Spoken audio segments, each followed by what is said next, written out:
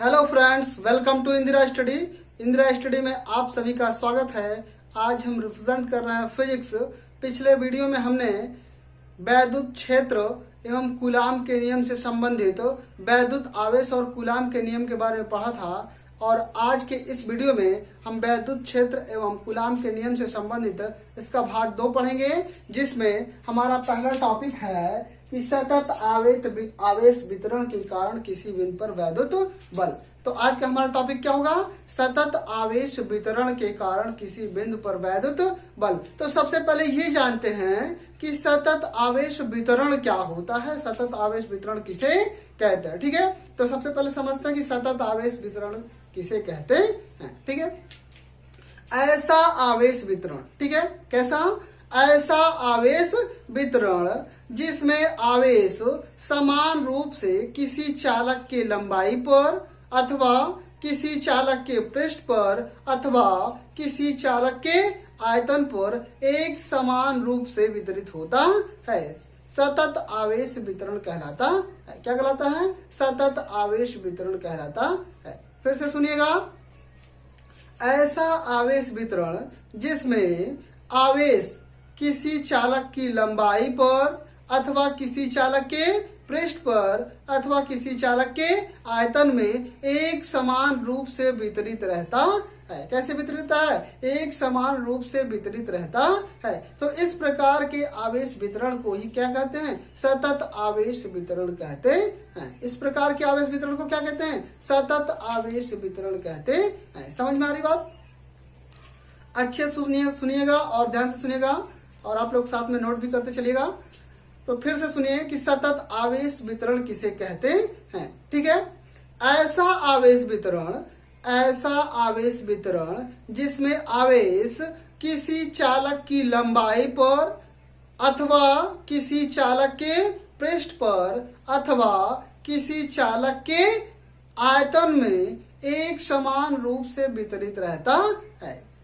क्या कहलाता है? सतत आवेश वितरण कहलाता है। क्या कहलाता है? सतत आवेश वितरण।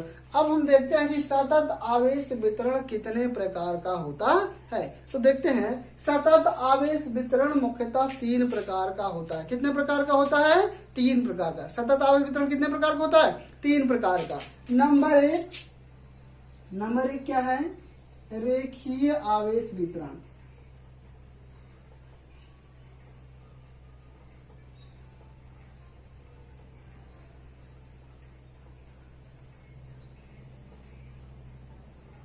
नंबर 1 क्या है? रेखीय आवेश वितरण। तो सतत आवेश वितरण 3 प्रकार का होता है। कौन कौन सा? रेखीय आवेश वितरण, पृष्ठ आवेश वितरण और आयतन आवेश वितरण। ठीक है, कितने प्रकार का? 3 प्रकार का। रेखीय आवेश वितरण, सतत आवेश वितरण, रेखीय आवेश वितरण, पृष्ठ आवेश वितरण और आयतन आवेश वितरण। ये आवेश वितरण 3 प्रकार का होता है। तो सबसे पहले हम लोग पढ़ते हैं इसमें कि रेखीय आवेश वितरण किसे कहते हैं। रेखीय आवेश वितरण किसे कहते हैं? तो ध्यान से देखिएगा,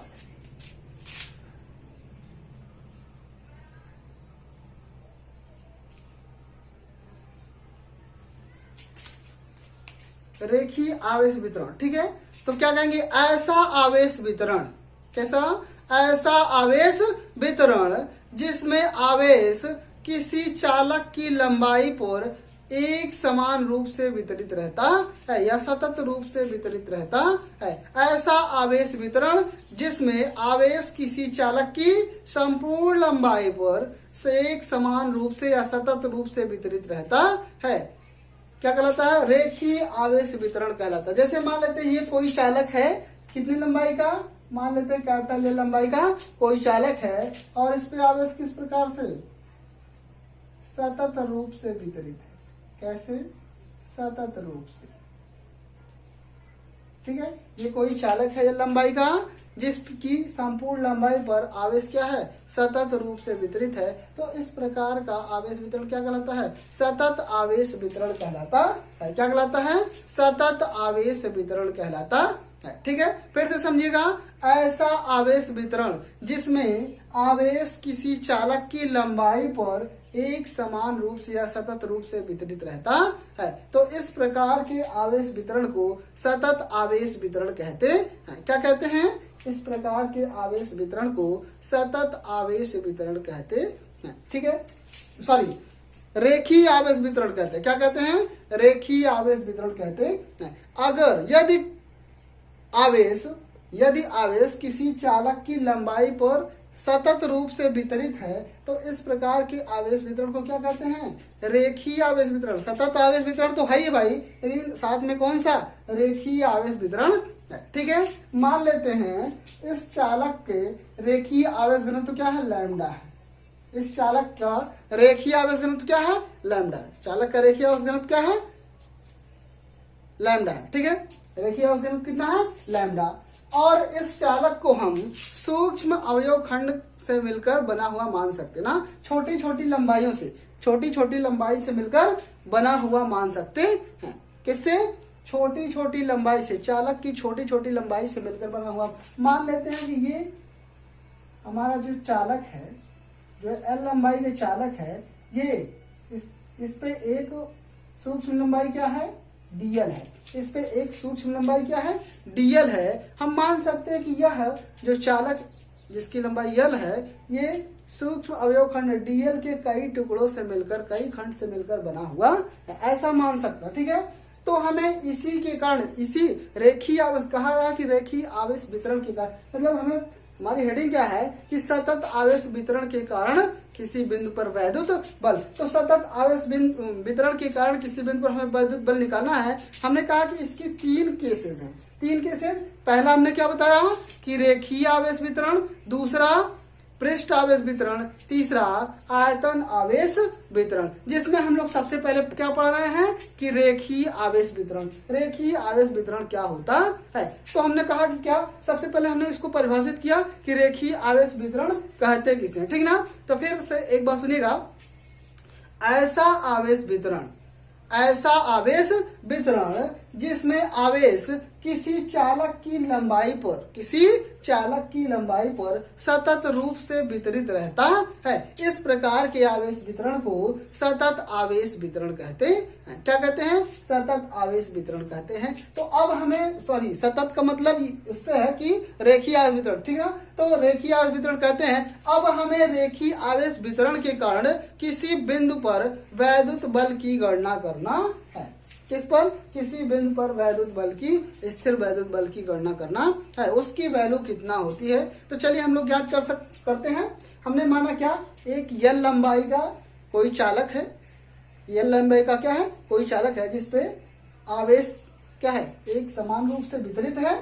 और इस अवयव को हमने माना, इस चालक की लंबाई को माना कि यह क्या है? सूक्ष्म लंबाई से, छोटी छोटी लंबाई से मिलकर बना हुआ, ठीक ना। कितनी छोटी छोटी लंबाइयों से मिलकर बना हुआ है, जिसकी लंबाई हमने इस पे एक सूक्ष्म अवयव खंड मान लिया डीएल है। इस पे एक अवयव खंड क्या है? डीएल है, जिसपे आवेश की मात्रा, जिसपे उपस्थित आवेश की मात्रा क्या मान लेते हैं? डीक्यू मान लेते हैं। उपस्थित आवेश की मात्रा कितना मानते हैं? मतलब डीएल लंबाई पर, चालक के डीएल लंबाई पर आवेश की कितनी मात्रा है? डीक्यू है। एक सूक्ष्म आवेश उपस्थित होगा भाई इस पे, और संपूर्ण आवेश क्या है? क्यू है। तो इसके मान लेते हैं, इसके डीक्यू लंबाई पर आवेश कितना है? इसके डीएल लंबाई पर आवेश डीक्यू है। तो अब इसके कारण हमें क्या है? किसी बिंदु पर वैद्युत बल की गणना करना है। चलिए मान लेते हैं कि इस अवयव खंड डीएल की मूल बिंदु ओ से, मान लेते हैं अगर ग्राफ खींचा जाए, ठीक है,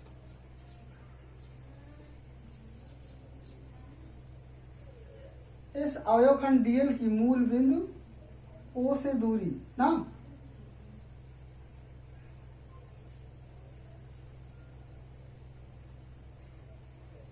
ये मूल बिंदु है।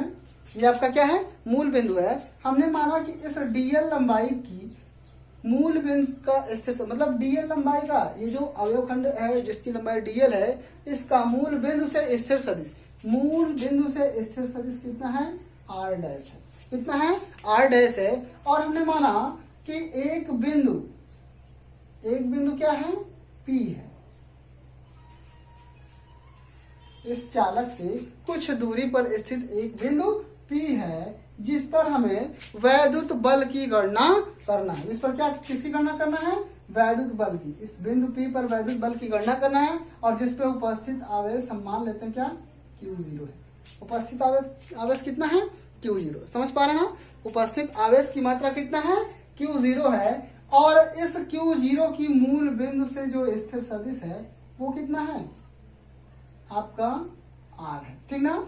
इसका स्थिर सदिश मान लेते हैं कितना है? R है। तब अब हमें क्या करना है कि बिंदु ये जो सूक्ष्म अवयवखंड dl है उससे ये जो आवेश Q0 है यानी कि बिंदु P पर जो वैद्युत बल इन दोनों के बीच जो वैद्युत बल कार्य करेगा या dq आवेश के कारण Q0 पर जो वैद्युत बल होगा वो कितना होगा, उसका परिमाण क्या होगा, उसी की वैल्यू हमको ज्ञात करना है। ठीक है, चलिए तो कूलाम का नियम लगाया जाए। इसमें किसका नियम लगाया जाए? कूलाम का नियम।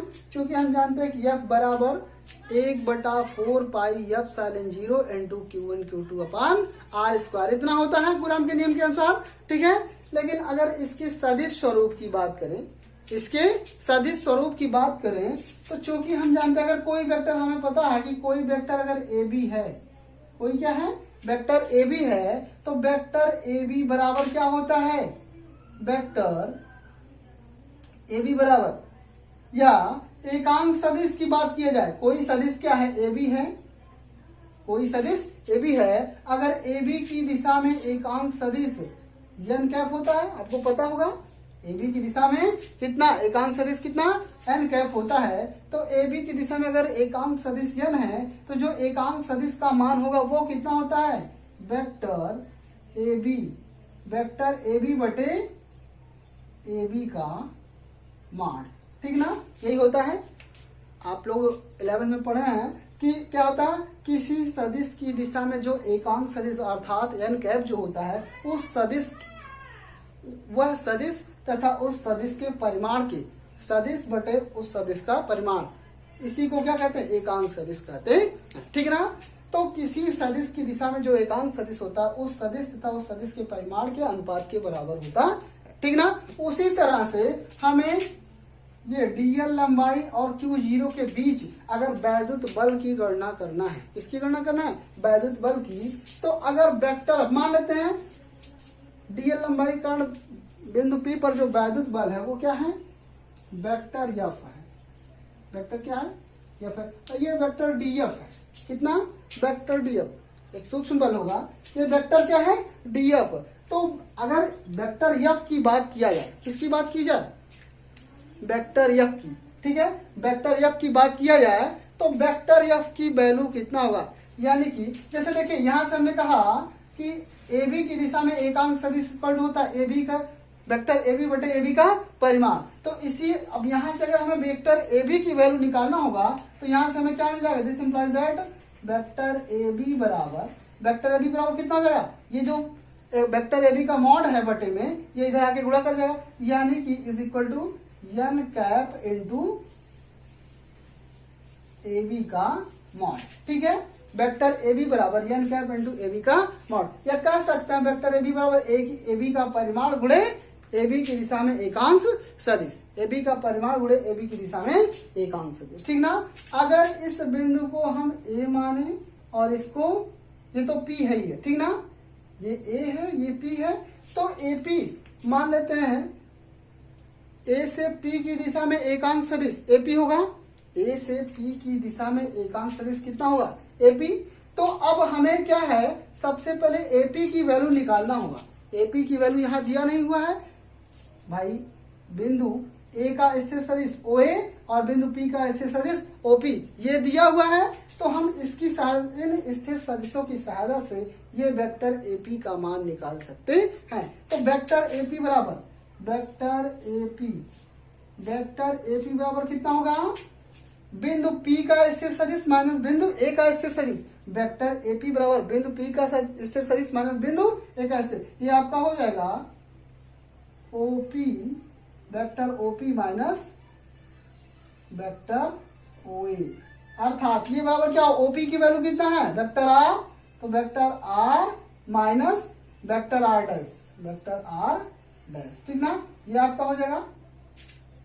ठीक है, तो ये वेक्टर एपी की वैल्यू निकल गई ना, वेक्टर किसकी वैल्यू, वेक्टर एपी की वैल्यू निकल गई है। किसकी वैल्यू निकल गई, वेक्टर एपी। लेकिन हमें एपी की क्या निकालना है, एपी की दिशा में एकांक सदिश का मान निकालना है। किसकी दिशा में, एपी की दिशा में एकांक सदिश का मान निकालना है। ठीक है, तो वेक्टर एपी की दिशा में एकांक सदिश यानी एपी कैप मान लिया जाए। कितना मान लिया जाए, अगर एपी कैप मान लिया जाए, ठीक है, कुछ भी मान सकते हैं। अगर एपी की दिशा में, एपी की दिशा में, एपी की दिशा में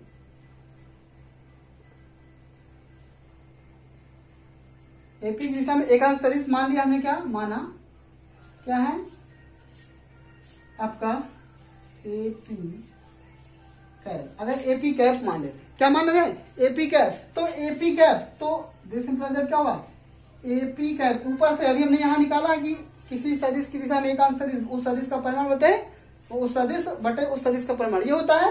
तो उसी के अनुसार यहाँ भी अगर एपी कैप मतलब एपी का एकांक सदिश निकालेंगे तो AP cap is equal to क्या हो जाएगा आपका, AP cap equal to vector AP बटे एपी का मॉड ना, तो वेक्टर एपी बटे वेक्टर एपी का मॉड, ये हुआ। यानी कि एपी कैप बराबर एपी का वेक्टर एपी बटे एपी का परिमाण, यही होता है।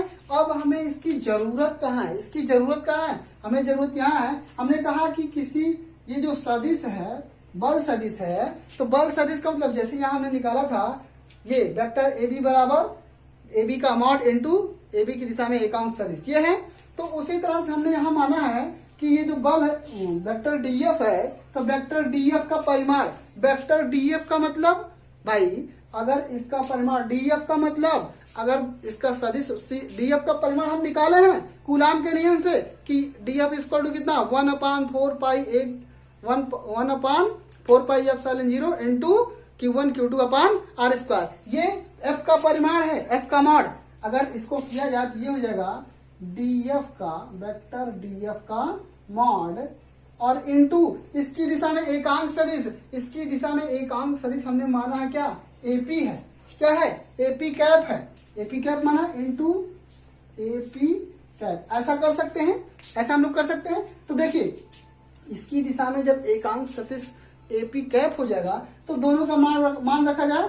ये वेक्टर डीएफ का जो परिमाण है, यानी कि हमने बताया था कि बल का परिमाण कूलाम के नियम से हमने बताया था कि बल का परिमाण कितना होता है 1/4 pi epsilon 0 into Q1 Q2 upon R square. तो वहां से वैल्यू रख सकते हैं, इस डीएफ की वेक्टर डीएफ की वैल्यू रखा जाए तो यहाँ से क्या हो जाएगा 1/4 pi epsilon 0 into Q1 Q2, वहां पे Q1 Q2 था ना, यहाँ पे Q1 की वैल्यू DQ है और Q2 की वैल्यू Q0 है, तो यहाँ रख सकते हैं Q0 इंटू DQ, कितना Q0 इंटू DQ, और अपान कितना, अपान आर स्क्वायर। आर का मतलब दोनों के बीच की दूरी, बीच की दूरी कितना होगी, हमने बीच की दूरी यहाँ पे निकाला, वेक्टर एपी बराबर हमने निकाला ना, लेकिन सदिश स्वरूप, ये सदिश स्वरूप है तो इस बीच की दूरी का मतलब ये सदिश रूप में है इसका एपी, वेक्टर एपी बराबर क्या है vector R minus vector R dash, लेकिन इसका परिमाण निकाल मतलब इसका अदिश निकालना होगा तो इसी का मॉड ले लेंगे, दूरी का मतलब इसी का मॉड हो जाएगा, यानी कि आपका कितना हो जाएगा vector R minus vector R dash पूरे के मॉड का ये क्या हो जाएगा स्क्वायर हो जाएगा। ये आपका हो गया, ये तो बल का परिमाण हुआ, ये तो किसका परिमाण हुआ, ये आपका बल का परिमाण आ गया, वेक्टर डीएफ का परिमाण आ गया इतना, ठीक ना। ये आपका किसका परिमाण है, वेक्टर डीएफ का परिमाण है, ठीक है। अब इसके बाद करना क्या है, अब हमें एपी कैप की वैल्यू रखना है। तो एपी कैप की अगर वैल्यू यहां से निकाला तो हमने कहा कि वेक्टर एपी बटे एपी का मॉड, तो एपी वेक्टर एपी कितना है vector R minus R dash, vector R minus vector R dash, ये वेक्टर एपी की वैल्यू है।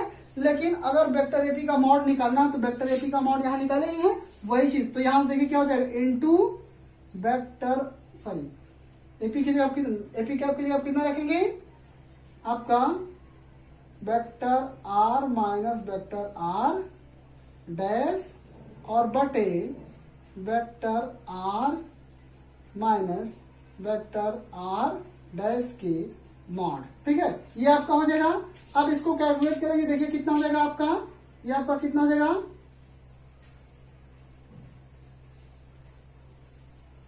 ये आपका आ जाएगा 1/4πε0 इंटू कितना Q0 इंटू DQ और अपान कितना। अच्छा ये देखिए vector R minus vector R dash के मॉड का स्क्वायर है, यहाँ भी vector R minus vector R dash है, तो ये इसका क्यूब हो जाएगा। ये आपका कितना हो जाएगा, vector R minus vector R dash के मॉड का कितना हो जाएगा, क्यूब हो जाएगा, into vector R minus vector R dash. ठीक है ना, ये आपका हो जाएगा। चलिए ये तो वेक्टर डीएफ है, वेक्टर डीएफ। लेकिन अब एक चीज हमें और ध्यान देना है कि ये रेखीय आवेश घनत्व तो इसका दिया हुआ है, चूंकि यहाँ लिखेंगे चूंकि लैम्डा बराबर क्या होता है, रेखीय आवेश घनत्व बराबर क्या होता है, आवेश बटे लंबाई। लैम्डा बराबर क्या, आवेश और बटे लंबाई। आवेश बटे क्या होता है, लंबाई। ठीक ना, समझ पा रहे हैं। तो आवेश कितना है, डीक्यू है, तो आवेश की वैल्यू कितना है, डीक्यू। डीएल लंबाई पर आवेश की मात्रा कितना है, डीक्यू, और बटे लंबाई कितना, डीएल। तो यहां से आपका क्या हो जाएगा, अगर लैम्डा बराबर डीक्यू अपान डीएल है तो डीक्यू की वैल्यू अगर निकालना हो तो ये आपका क्या हो जाएगा, this implies that DQ is equal to कितना हो जाएगा आपका, लैम्डा इंटू डीएल। ठीक है, कितना हो जाएगा, लैम्डा इंटू डीएल। कितना आपका हो जाएगा, लैम्डा इंटू डीएल। अब इस लैम्डा इंटू डीएल यानी डीक्यू की वैल्यू इस समीकरण में रख सकते हैं। इसको अगर समीकरण 1 माना जाए तो डीक्यू का मान समीकरण 1 में रखने पर किसका, डीक्यू का मान 1 में रखने पर। ठीक ना, अगर डीक्यू का मान समीकरण 1 में रखा जाए तो ये डीएफ इक्वल टू कितना हो जाएगा, डीएफ इक्वल टू कितना हो जाएगा आपका, डीएफ। ठीक है, तो ये डीएफ इक्वल टू आपका हो जाएगा 1/4πε0 इंटू Q0 की जगह पे, सॉरी DQ की जगह पे कितना, Q0 इंटू DQ की जगह पे लैम्डा इंटू DL हो जाएगा, और अपान R minus vector R dash का मॉड का होल क्यूब और into vector R minus vector R dash. ठीक है, ये आपका हो जाएगा। ठीक है, चलिए तो ये तो क्या था, इतना तो आ गया हमारा किसके कारण, ये डीएल लंबाई पर उपस्थित आवेश कारण Q0 पर बल। लेकिन इस संपूर्ण लंबाई के कारण अगर निकालना हो ना, अगर ये डीएल लंबाई के कारण था, ये जो बल निकाले हैं वो कितनी लंबाई के कारण है, ये डीएल लंबाई के कारण ये तो आ गया है। लेकिन अगर हमें किसके कारण, संपूर्ण लंबाई के कारण, किसके कारण, संपूर्ण लंबाई के कारण अगर हमें वैद्युत बल की गणना करना है बिंदु P पर, तो वो कैसे, तो इसका क्या करेंगे, समाकलन लेंगे। क्या लेंगे, समाकलन। तो अब क्या लिखेंगे, संपूर्ण लंबाई का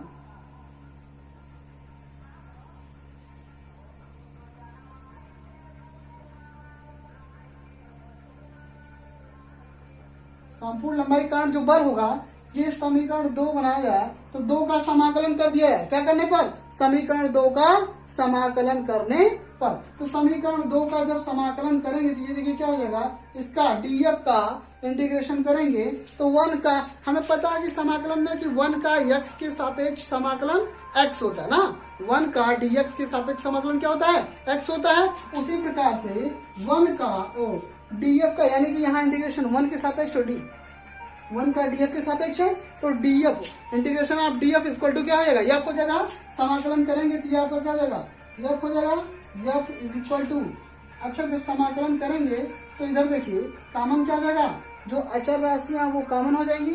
तो आप इधर देखिए, यहाँ ये क्या है, ये Q0 lambda, Q0 into lambda अपान कितना 4πε0 और इंटू क्या, vector R minus vector R dash और अपान क्या vector R minus vector R dash के मॉड का क्यूब, ये और इंटीग्रेशन में बचेगा क्या, ये 1 का डीएल के सापेक्ष, 1 का डीएल सर कितना बचेगा, तो एफ इज इक्वल टू कितना हो जाएगा, दिस इंप्लाइज दैट आपका एफ इज इक्वल टू कितना हो जाएगा, एफ इज इक्वल टू आपका, चूंकि 1 का डीएल के सापेक्ष अगर समाकलन करेंगे तो कितना होगा, एल हो जाएगा, 1 का डीएल के सापेक्ष अगर समाकलन किया जाएगा तो कितना हो जाएगा, एल हो जाएगा, ठीक है ना, कितना हो जाएगा आपका, एल हो जाएगा, ठीक है, 1 का डीएल के सापेक्ष समाकलन कितना हो जाएगा, एल, ठीक है, तो